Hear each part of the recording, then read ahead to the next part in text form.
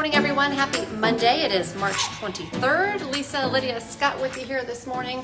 A cold start to our week after a warm wrap-up to our week last week. Yeah. We'll get Lydia's forecast here in a moment. Right off the top, we'd like to remind you we're live on Facebook right around this time every weekday morning. Love it when you join us live, but it stays on your feed throughout the day, so watch it whenever it works best for you, or check it out as a podcast. Just go to inforum.com/podcast and look for the Inforum Minute. All right, this morning, fairly quiet, fairly mild, but, it feels chilly out there, and the wind's going to kind of pick up. Yeah, frost this morning Yeah. in spots. Cold enough to have a little frost on your windshield if I you're had parked to straighten outside. my windshield. I forgot. I never park outside. Now They're like, man. Yeah, darn. Yeah. Yeah, so if you still have frost on your windshield and you're driving right into that sunshine, that can become blinding really quickly. So we want to make sure that's nice and cleared away before you hit the road. Temperatures in teens and 20s right now, end up 40s, 50s this afternoon, thanks to the wind picking up out of the south. It was beautiful on Saturday morning, and then the cold front moved through and everything turned colder, and then yesterday was chilly. Yeah. We hit 63 on Saturday morning, and then we took those numbers and we flipped them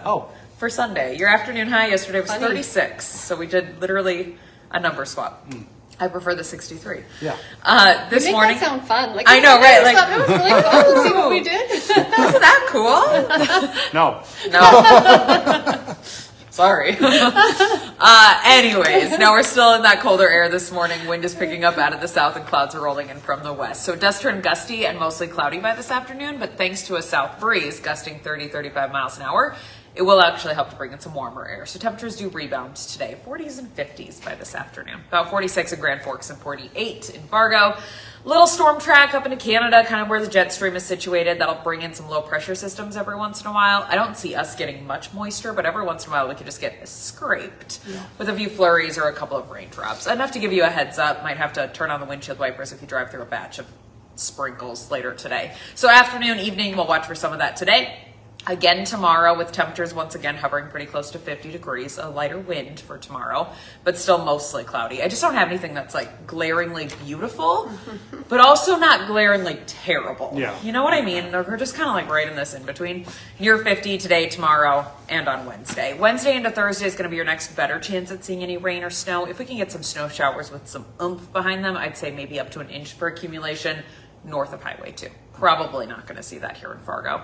Temperatures then drop throughout the day on Thursday as the wind flips around to the north, sends in colder air. Will be upper 20s by Thursday afternoon in a lot of spots with wind gusting 30 to 40 miles an hour. So that's kind of raw. Yeah. And then we sit with that colder air on Friday. Temperatures in the teens in the morning, 30s by the afternoon. Temps rebound through the weekend. Weekend right now looks dry with partly cloudy skies, kind of a mix of sun and clouds, and temperatures getting back into the 50s, maybe close to 60 by Monday. So again, nothing awful, but nothing that's super great. We're just kind of ups and downs. We're all right. We like moderate our temperatures, then a system moves through and drops us for a couple of days. And we see the crash in temps this week, Thursday into Friday. Okay. All right. That's about it. Thanks, guys. Thanks, Lydia. Okay, to your news headlines now. A man accused of a deadly shooting in Moorhead goes on trial today. Jerome Thomas III is accused of shooting and killing a man last April before fleeing to Michigan with his then ex-girlfriend, or his then girlfriend, now ex-girlfriend. His trial is set to start at 8:30 this morning. Today, a man who spent more than 30 years in prison for a murder conviction that's now been overturned will ask a judge to be released from prison. A judge threw out Werner Kunkel's 1995 conviction, ruling prosecutors withheld evidence that could have cleared him in the stabbing death of Gilbert Fassett. At today's hearing, Kunkel's attorneys will ask for his release while prosecutors decide how to move forward. This morning, we're working to learn more about a deadly car crash in Thief River Falls. The Minnesota State Patrol says Flora Strong was driving a van on Great Divide Road right around noon on Sunday when the 35-year-old crossed Highway 89 and rolled into the trees. She was not wearing a seatbelt. Troopers are still investigating whether alcohol was involved in that crash. A Hankinson, North Dakota woman will make her first court appearance today, charged in a deadly crash last August. Prosecutors say Danielle Stein is accused of hitting 45-year-old Mariah Buck while Stein was on her phone. Buck was riding a bicycle and turning into her driveway on County Road 81. Stein will be in Richland County Court this morning at 10 o'clock. Today, the Grand Forks School District Superintendent is expected to tell the school board that he does not recommend cutting any staff.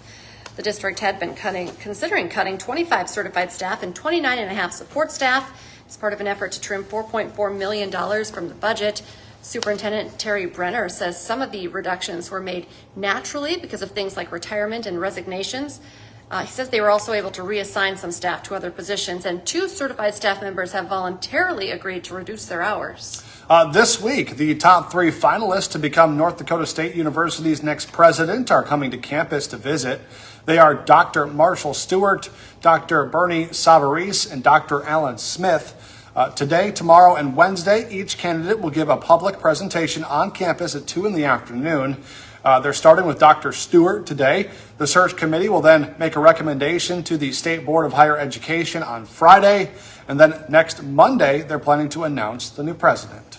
Tonight, Fargo police are inviting people in North Fargo to learn more about what's happening in their neighborhoods. Tonight's focus is on Beat 1, that includes the majority of the city of Fargo north of Main Avenue. Officers will share crime data and talk about current initiatives in the area. That meeting is set to run from 6 to 7:30 tonight at the Northport Library. Today on Hot Mic with Dom Izzo, the end of the North Dakota high school basketball season was a thrilling one. We visit with the Class A champs from Beulah after their thrilling win over Central Cass. Plus, the Bison women's basketball season came to an end yesterday. So what's next for Jory Collins and the Bison basketball team? Hot Mic is live from 9 to 11 on WDAY Extra and Inform.com. Remember, now's a great time to get your Inform.com subscription. 99 cents a month for your first 3 months. Just go to Inform.com/subscribe to check out the deals. Our next newscast is at 11 o'clock, then 4, 5, 6, 9, and 10. First News is back tomorrow morning from 5 to 7. Have a great day, everyone.